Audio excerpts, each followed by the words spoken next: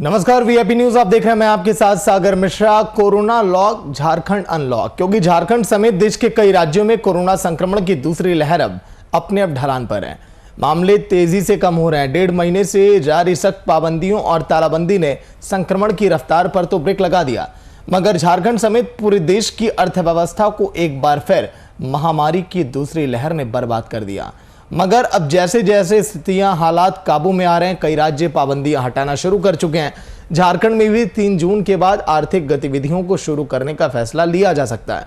राज्य में संक्रमण की दर 1.5% से नीचे है। राज्य में 28 दिनों में 92% तक मरीज घट गए, जबकि 88% तक मौतों में भी गिरावट आई। राज्य का डबलिंग रेट 250 दिन है। ऐसे में अब सरकार थमे हुए अर्थव्यवस्था को रफ्तार देने का ब्लूप्रिंट अब तैयार करने में अब जुटी है।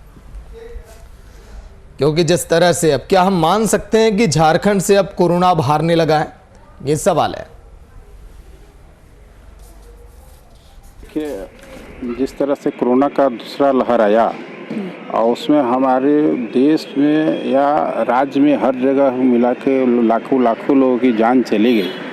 और उस परिस्थिति में हमारे झारखंड सरकार में जो महागठबंधन की सरकार है, जिसका कि मुखिया हमारे माननीय हेमंत सोरेन जी हैं, और जिस तरह से उन्होंने तत्परता दिखाई और काम किया कोरोना में, तो उसका काबिल तारीफ है, जिसका जितना मैं सराहना करूं कम है। और अब हम लोग कोरोना पे विजय पाने जा रहे हैं। लगभग हम लोग विजय पा चुके हैं। और इसके साथ साथ ही उन्होंने कहा है कि लोगों को जीवन का सवाल के साथ साथ जीविका का भी सवाल है। तो उन्होंने 100% बात सही कही है कि चूँकि लोगों की जीवन के साथ साथ जीविका भी उतनी ही जरूरी है। तो जीविका चलाने के लिए तो अनलॉक होना जरूरी है। जनता पार्टी इस चीज में विश्वास करती है कि हमारे जो भी नागरिक हैं वो कोरोना से संक्रमित न हो, और साथ ही साथ उनका जीविकोपार्जन भी चलता रहे। उस दृष्टि से व्यवस्था करना राज्य सरकार का दायित्व है। साथ ही जो भी कोरोना संक्रमित हुए थे या हो रहे हैं या होंगे, उसके लिए बेहतर चिकित्सा सुविधा प्रदान करना। ऐसी स्थिति में अभी लॉकडाउन के कारण निश्चित रूप से देश के अंदर भी और हमारे झारखंड प्रदेश के अंदर भी संक्रमण दर की कमी आई है, जो एक खुशी का विषय तो जरूर है। हम लोग चाहते हैं कि हमारे झारखंड में एक भी संक्रमण न हो, तो उस दृष्टि से सरकार को सुदृढ़ व्यवस्था करनी चाहिए। लेकिन मैं जो देख रहा हूँ कि लॉकडाउन के बावजूद जिस प्रकार से भीड़ भाड़ है, तो कहीं न कहीं इस संक्रमण को फैलाने में भूमिका अदा करेगी। तो चलिए, आज के दिन हम चर्चा करेंगे। वीआईपी न्यूज के एडिटर कुंदन कृतज्ञ जी लाइव में बैठे हैं। कुंदन जी, क्या अब हम मान सकते हैं कि झारखंड से कोरोना अब हारने लगा है, इसीलिए अनलॉक की प्रक्रिया का ब्लूप्रिंट अब तैयार किया जा रहा है? कुंदन जी, देखिए सागर, आज लॉकडाउन के 41वें दिन में राज्य चल रहा है। और जिस तरीके से जीवन और जीविका, यह एक जो मंत्रा दिया था मुख्यमंत्री हेमंत सोरेन ने, उस मंत्रा के सहारे अभी तक राज्य को 22 अप्रैल से लेकर 1 जून तक लेकर आया गया है। अब आगे क्या होगा, आगे राज्य में किस तरह से इस कोरोना संक्रमण के जिस लेवल पर, जिस स्टेज पर आज पहुंच चुके हैं हम, यहाँ से राज्य को आगे किस तरीके से ले जाया जाए, इसके बारे में सीएम सोरेन ने लोगों से, राजनीतिज्ञों से, बाकी एक्सपर्ट से राय भी इनवाइट किया है, ताकि राज्य की आर्थिक गतिविधियों को भी धीरे धीरे खोला जा सके। देखिए, इन 41 दिन के सफ़र में बहुत सारी चीज़ें हुई हैं और हमने बहुत सबक लिया है, बहुत कुछ सबक देने की कोशिश की है, बहुत कुछ ज्ञान हासिल किया है, बहुत कुछ ज्ञान दिया भी है। कोरोना संक्रमण के इस दौर में सागर एक सबसे महत्वपूर्ण आपको बात बता दें कि 22 अप्रैल को जब लॉकडाउन या कह सकते हैं स्वास्थ्य सुरक्षा सप्ताह की शुरुआत हुई थी, तो राज्य में 7,595 संक्रमित मरीज उस दिन निकल कर आए थे और रिकवरी रेट था 2,373 लोग स्वस्थ होकर अपने घरों को लौटे थे। 106 लोगों की मौत हुई थी। उस 22 अप्रैल के आंकड़ों की बात कर रहा हूं मैं, और राज्य का रिकवरी रेट था 76.93%। अब अगर कल के आंकड़ों की बात कर लें तो कल के आंकड़े भी बड़े दिलचस्प हैं। 831 लोगों में संक्रमण पाया गया है। इसके डबल, इसके दुगने लोग 1,816 लोग स्वस्थ होकर घर लौटे हैं। पूरे राज्य में मौत का आंकड़ा 14 रहा है और 95.88% हमारा रिकवरी रेट रहा है। तो कह सकते हैं आंकड़ों के नजरिए से अगर देखा जाए तो राज्य ने कोरोना संक्रमण पर काबू पा लिया है। अब क्या 3 जून की सुबह 6 बजे के बाद राज्य में अनलॉक की प्रक्रिया शुरू होगी? जी, कल आपदा प्रबंधन प्राधिकार की बैठक होनी है मुख्यमंत्री हेमंत सोरेन के साथ, और उस बैठक पे इस निर्णय पर लिया जाएगा। लेकिन जितने लोगों के सुझाव आ रहे हैं, वो चाहे पॉलिटिकल फील्ड से हो, चाहे बिजनेस फील्ड से हो, इकोनॉमिक एक्सपर्ट्स हो, आम जनता हो, तमाम लोग कह रहे हैं कि अब धीरे धीरे, जैसे धीरे धीरे पाबंदियों को सख्त किया गया है, वैसे धीरे धीरे पाबंदियों को हटा लेना ही उचित होगा। ठीक है कुंदन जी, लोगों के सुझाव तो आ रहे हैं, चूंकि आप लोग दिन भर देखिए ग्राउंड पर रहे, इस कोरोना काल में आपने बड़े नजदीक से देखा हालातों को, झारखंड के कैसे सरकार ने काम किया, तो आपके सुझाव अगर मांगे जाएं तो आप क्या देंगे सीएम को? देखिए, व्यक्तिगत रूप से अगर बात करें सागर, तो मैं आंकड़ों की भी अगर बात करूं, क्योंकि सर्च अगर कहीं डेवलप करता है तो उसके पीछे कुछ लॉजिक होता है। कंक्लूजन पर पहुंचने के पहले लॉजिक पर अगर हम चर्चा कर लें, अभी तक राज्य में कुल 4,991 लोगों की मौत हो चुकी है। 4,977 एक्टिव केसेस राज्य में मौजूद हैं, और कहा यह जा सकता है कि अभी तक कोरोना से राज्य में 3,35,774 लोग संक्रमित हो चुके हैं। तो जिस संख्या में लोग संक्रमित हुए हैं, जिस संख्या में अभी एक्टिव केसेज हैं राज्य में, जो रिस्क के हालात हैं, मैं कल के आंकड़े अगर बता दूं तो सदर अस्पताल में 300 बेड हैं। 300 बेड में से अभी महज 27 बेड पे ऑक्यूपेंसी है, बाकी के 273 बेड जो है वो खाली पड़े हुए हैं। रिम्स में 1060 बेडों की भी स्थिति यही है, महज 18% की ऑक्यूपेंसी रिम्स के बेड में है, 82% बेड खाली है। अब जिस तरीके से हमने कंट्रोल किया है, एक चीज यहाँ पर केवल छूट रही है, टीकाकरण। टीकाकरण की स्थिति यह है कि उम्मीद यह की जा रही है कि इस महीने राज्य में टीकाकरण की स्थिति सामान्य हो जाएगी। मेरी अगर व्यक्तिगत राय लेंगे, टीकाकरण, टीका की खेत पहुंचने में अगले 2 से 3 दिन में टीकाकरण का अभियान सुचारू रूप से शुरू होगा। एक सप्ताह 3 तारीख से 10 तारीख तक को राज्य को इसी अवस्था में रखना चाहिए, ताकि हम इसे बिल्कुल बुरी तरीके से तोड़ दें। देखिए, कोरोना संक्रमण हुआ है कि अगर कहीं भी इसके अंदर जान बची रहेगी, गुंजाइश रहेगी, फिर से यह सर उठाएगा, और तीसरी लहर की चेतावनी भी दी जा चुकी है, या फिर से अपना सर उठाएगा और फिर से लोगों को शिकार करने की कोशिश करेगा। तो बेहतर है कि इससे पहले ही अपना सर उठाए, इसके सर को पूरी तरीके से कुचल दिया जाए, झारखंड की जनता को सुरक्षित कर दिया जाए। ठीक है कुंदन जी, विनोद पांडे जेएमएम के प्रवक्ता फोन लाइन पर। विनोद जी, स्वागत है वीआईपी न्यूज में। जी धन्यवाद। विनोद जी सुन पा रहे हैं? जी बिल्कुल। विनोद जी, ब्लूप्रिंट तैयार किया जा रहा है अनलॉक की प्रक्रिया के लिए, क्योंकि 3 तारीख तक जो अब स्वास्थ्य सुरक्षा सप्ताह जारी था, अब उसमें ढिलाई अब दी जाएगी। तो ऐसे में किस तरफ आपका अधिक ध्यान है, क्योंकि 8 ऐसे जिले हैं जहां पर संक्रमण की दर 1% से भी अब कम हो गई है। तो ऐसे में कौन सी ऐसी जरूरी चीजें हैं जहां पर अधिक छूट मिलेगी और कहां पर अभी कठिनाई हो सकती है लोगों को? नहीं, देखिए, सबसे बड़ी बात है कि जब ये दूसरा वेव प्रारंभ हुआ, संक्रमण का दौर प्रारंभ हुआ, उसके बाद राज्य सरकार ने सबसे पहले इस देश में यहाँ पर लॉकडाउन यानी आंशिक लॉकडाउन लगाने का काम किया जी, जिसको स्वास्थ्य सुरक्षा सप्ताह हम बोलते हैं, और इस नाम से इस लॉकडाउन को प्रारंभ किया गया था। उसके बाद से धीरे धीरे उसमें सख्ती भी बढ़ती गई, और आज परिणाम ये है कि पूरे देश में अगर 1000 से कम केस वाला कोई अगर राज्य है तो वो झारखंड है जी।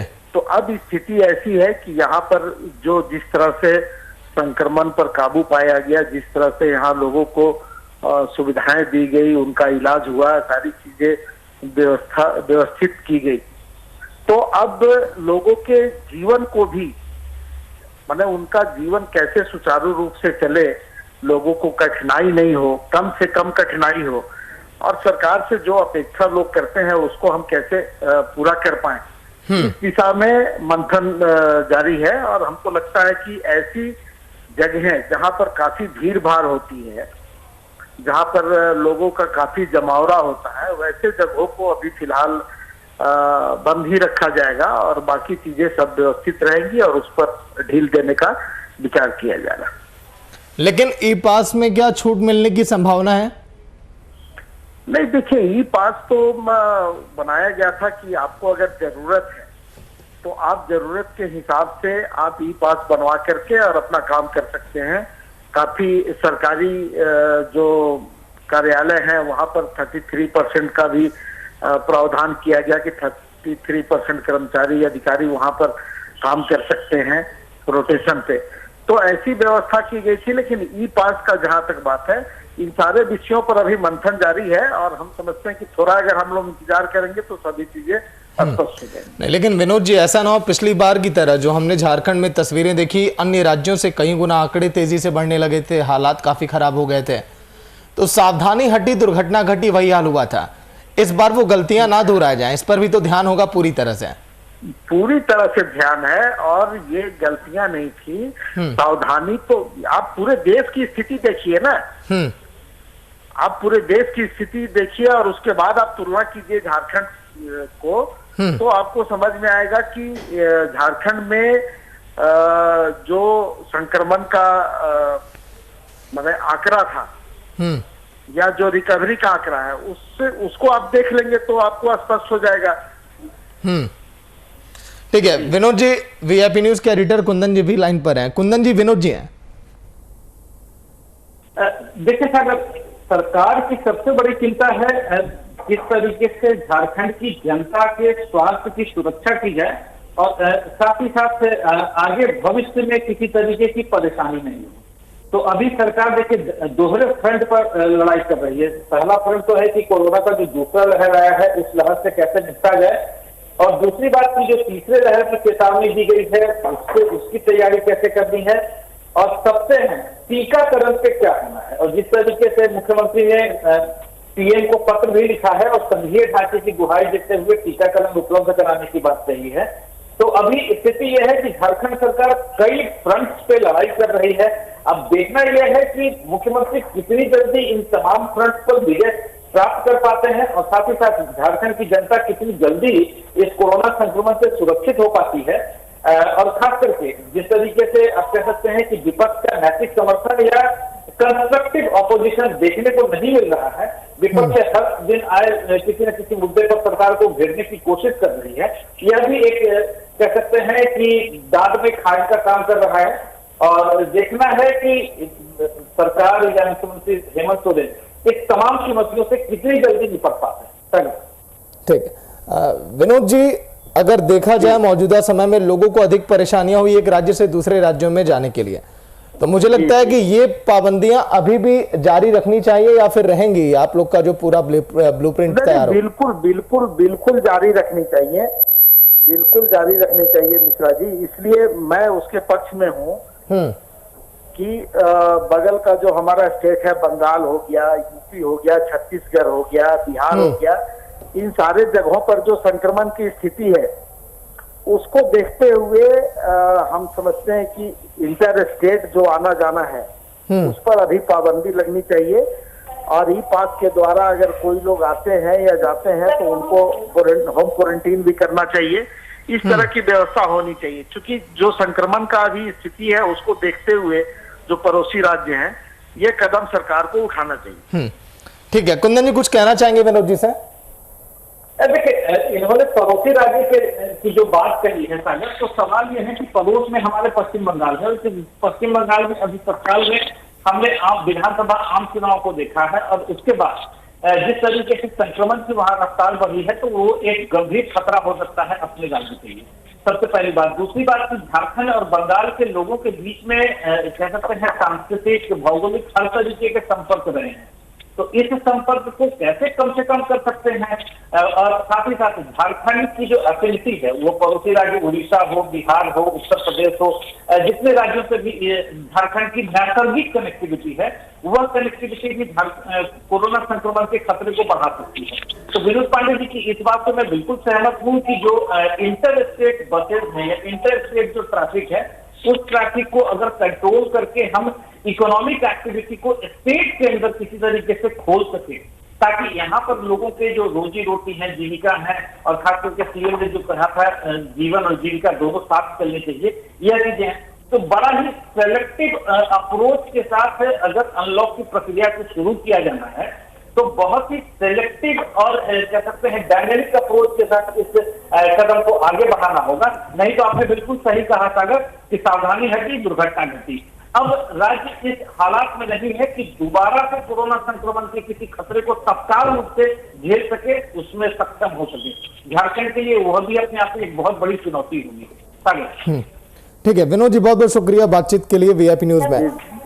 कुंदन जी, सरकार जो पहल अच्छा उठा रही है, चाहे वो ऑक्सीजन को लेकर हो या फिर किताबों की होम डिलीवरी की जा रही है, जो भी क्लास 10 तक के बच्चे हैं, ये सभी जो रोडमैप तैयार किया जा रहा है, सभी रोडमैप कोरोना को देखते हुए कि भविष्य में कोई और अभी दिक्कत ना आने वाले कुछ समय तक। देखिए कोरोना के रोड मैप को लेकर ही तमाम चीजें की जा रही हैं। सवाल यह है कि जिस तरीके से किताबों की बात आप कर रहे हैं, बहुत सारे ऐसे क्षेत्र हैं जिस क्षेत्र की गतिविधियां बंद पड़ी, और उन गतिविधियों को जब तक हम नहीं खोलते हैं, क्योंकि बच्चों के पठन पाठन, स्कूल बंद है, कोचिंग इंस्टीट्यूट दोबारा से अनलॉक की प्रक्रिया के बाद स्कूल और कॉलेजेस खुलने की कंडीशन में थे, लेकिन वह खुल नहीं पाए। दोबारा से उन्हें लॉकडाउन के अंदर उन्हें बंद कर दिया गया। बच्चों की पढ़ाई, एकेडमिक सेशन अगर 2020-21 की बात करें तो वो पूरा का पूरा एकेडमिक सेशन जो है वो एक्सपायर हो चुका है। अब चिंता 21-22 की है कि 21-22 में किस तरीके से काम करें। ठीक है, लेकिन ई पास में और छूट मिलने की संभावना है अभी, क्योंकि अभी फैसले का आप इंतजार करिए। अभी किसी संस्थान, कार्यालय, विभाग का पहचान पत्र दिखाने पर ई पास की अनिवार्यता से राहत है। हालांकि राज्य के बाहर से आने वाले लोगों के लिए ई पास की अनिवार्यता जारी रह सकती है। अभी जिन दुकानों और संस्थानों के लिए कार्यालयों को 2 बजे तक खुलने की छूट है, समय सीमा उसकी बढ़ाई जा सकती है। विवाह समारोह में शामिल होने वाले लोगों की संख्या 11 से अधिक की जा सकती है, जो अभी 11 है। और राज्य के 8 ऐसे जिले हैं जहां पर संक्रमण दर घटकर 1% से भी नीचे है, जैसे कि यह घटकर 1.57% है 8 जिलों में देखा जाए तो। चाहे हम दुमका की बात करें या लातेहार की या खूंटी की या चतरा की या पाकुड़ या पलामू या साहिबगंज या चाईबासा, जहां पर संक्रमण की दर 1% से भी नीचे है। राज्य का रिकवरी रेट भी लगातार बढ़ता हुआ उसमें इजाफा है। अभी आंकड़ा पहुंच चुका है 95.58% तक। झारखंड ने तो जंग जीत ली थी कोरोना से, लेकिन जिस तरह से दूसरी लहर ने दस्तक दी, कुंदन जी देखा जाए अगर मौत के आंकड़ों में, कोरोना के आंकड़ों में जो हेरफेर की तस्वीरें अब सामने आ रही हैं, क्योंकि रांची नगर निगम का यह कहना कि हमने तो 1970 मृत्यु के प्रमाण पत्र बनाए, प्रशासनिक आंकड़े कहते हैं नहीं केवल 700 लोगों की मौत हुई है 1 मई से लेकर 31 मई तक। इन आंकड़ों में आखिर कब पारदर्शिता नजर आएगी, या फिर ये ऐसे ही इन पर मिट्टी पड़ जाएगी? देखिए सागर, ये बड़ी ही मतलब कह सकते हैं कि अजीब विडंबना है, और राजनीति के भी कई अहम रूप होते हैं। अब आप देखें कि जहां हेमंत सोरेन संघीय ढांचे की दुहाई देते हैं, और खास करके प्रधानमंत्री मोदी को उन्होंने चिट्ठी लिखा है, चिट्ठी लिखकर तमाम चीजों को वह अपनी परेशानियों से अवगत कराने की कोशिश कर रहे हैं। रांची नगर निगम भी खुद ही कहीं ना कहीं अंदरूनी राजनीति का शिकार होता चला रहा है और इस अंदरूनी राजनीति के शिकार होने की वजह से ये तमाम तरह की गफलत या कह सकते हैं आंकड़ों में जो आंकड़े मैच नहीं कर रहे हैं दोनों जिला प्रशासन के और नगर निगम के, यह भी काफी अहम है। अब जिस तरीके से नगर निगम का आरोप है कि जिस संख्या में मृत्यु प्रमाण पत्र जारी किए गए हैं नगर निगम के द्वारा और जो सरकारी दावे हैं उन दावों में क्या हकीकत है, तो ये आप याद कर लें आज से 5 दिन पहले टीकाकरण को भी लेकर कुछ ऐसे ही दावे और आंकड़ों की कलाबाजी की बात कही गई थी, जहां झारखंड सरकार क्लेम कर रही थी कि 4.65% ही टीके का वेस्टेज है, जबकि केंद्र सरकार के आंकड़े 37.3% टीके की बर्बादी की चर्चा कर रहे थे। हमें इन आंकड़ों पर नहीं जाना है सागर, हमें जाना है वस्तु स्थिति क्या है। आज की तारीख में जिस राज्य में 3,37,774 संक्रमित मरीज आ चुके हैं, 4,991 मौतें हो चुकी हैं और उस राज्य में अगर अभी तात्कालिक रूप से बात कर लें तो जो एक्टिव केसेज हैं वो महज 4,977 एक्टिव केसेज मौजूद हैं।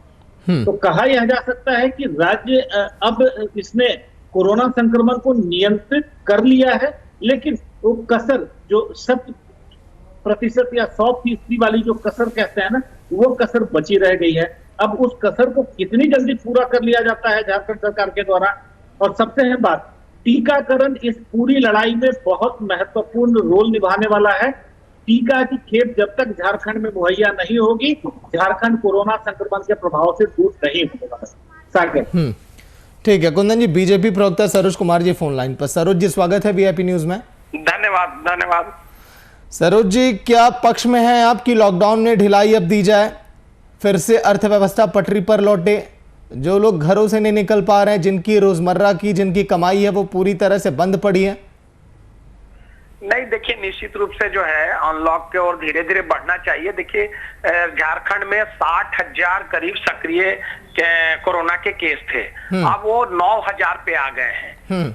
60,000 61,000 चले गए थे सक्रिय मरीज जिस समय, अब 9,000 पे आ गए हैं पूरे झारखंड में। तो बहुत ही कम, मतलब समझिए कि एकदम नीचे आ गया है। और अब धीरे धीरे ऐसा एक बैग भी नहीं खोल देना चाहिए कि एक बैग खोल दें और उसके कारण फिर कुछ परेशानियां बढ़ जाए या कोरोना के केस बढ़ जाए। तो धीरे धीरे जो इलाके में कम है, जहां कंटेंट जहां जो है कोरोना के केस कम आ रहे हैं, ऐसे तो सब जगह कम आ रहे हैं, तो धीरे धीरे सेक्टर को खोलना चाहिए और खोल करके धीरे धीरे की स्थिति भी उससे पता चल जाएगी कि क्या परिस्थिति बन रहा है। और लगे कि केस नहीं हुए, वो एज इट इज रहे, घट ही रहे, तो धीरे धीरे और खोलना चाहिए। अगर खोलने के बाद लगता है कि नहीं, अगर केस बढ़ने लगे अचानक, तो फिर उसको और कुछ दिन और कड़ाई किया जा सकता है। तो मैं समझता हूं कि धीरे धीरे अनलॉक की ओर बढ़ना चाहिए, लेकिन एक बार नहीं खोलना चाहिए। धीरे धीरे इसको की गतिविधियां भी, आर्थिक गतिविधियां भी चले। गरीब गुरबा जो सब्जी वाले, ठेले वाले, उनका रोजगार भी प्रभावित है, तो उनका भी जीवन चले। तो इसलिए अनलॉक की ओर बढ़ना चाहिए धीरे धीरे, एक बैग नहीं बढ़ना चाहिए, हमारा मानना है। लेकिन देखा जाए सरोज जी, अगर वैक्सीनेशन की भारी कमी है राज्य में, बार बार केंद्र से गुहार लगा रहे हैं हेमंत सोरेन की वैक्सीन भेजा जाए या फिर वैक्सीन फ्री में बांटी जाए, तो क्या इस पर विचार आखिर केंद्र की तरफ से क्यों नहीं की जा रही है? देखिए एक जो है ना, रट्टा मार रहा है पूरा कांग्रेस और विपक्ष, वैक्सीन वैक्सीन वैक्सीन वैक्सीन। एक पूरे दुनिया में सबसे ज्यादा वैक्सीन हिंदुस्तान में लगे हैं, 20 करोड़ से ऊपर लगे हैं दुनिया में। ये भी मानना पड़ेगा कि किसी 1 करोड़ 2 करोड़ किसी देश की संख्या है, जनसंख्या है, किसी का 5 करोड़ है, तो वो वैक्सीन लगा लिया कर रहा है। हमारा 100% हो गया। भारत 130 करोड़ देश का जनसंख्या वाला देश है। वैक्सीन आसमान से तो बरसेगा नहीं, ये महामारी है, पेंडेमिक है, इसमें सबको मिल के लड़ना पड़ेगा। वैक्सीन वैक्सीन ऐसे कर रहे हैं जैसे लगता है वैक्सीन आसमान से बरसेगा क्या। 20 करोड़ वैक्सीन तैयार किए गए हैं, 20 करोड़ वैक्सीन लगा चुका है देश में, लोगों को लग चुका है। कहने का मतलब है कि अब तो बजाते देश के भारत सरकार ने डाटा दे दिया कि दिसंबर तक सारा वैक्सीन जो है धीरे धीरे 216 करोड़ वैक्सीन हमारे पास होगा। तो ये ऐसा थोड़ा है कि आज पूरा वैक्सीन आ जाएगा, कल सबको लगा दीजिएगा, परसों कोरोना खत्म हो जाएगा। ये कोरोना अभी चलेगा, 6 महीना साल भर चलने वाला है और धीरे धीरे दिसंबर तक सबको वैक्सीनेट हो जाएगा, तो तब तक थोड़ा जो है सो उसी हिसाब से चलना पड़ेगा।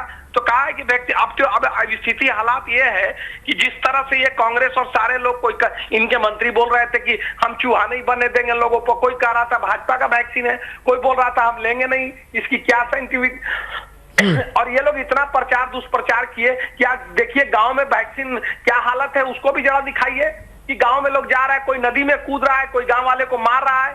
आपके यहाँ पर गांव वाले लोग मार रहे हैं हेल्थ वर्करों को, लोग नदी में कूद जा रहे हैं, गांव में लोग वैक्सीन लेने के लिए तैयार नहीं है।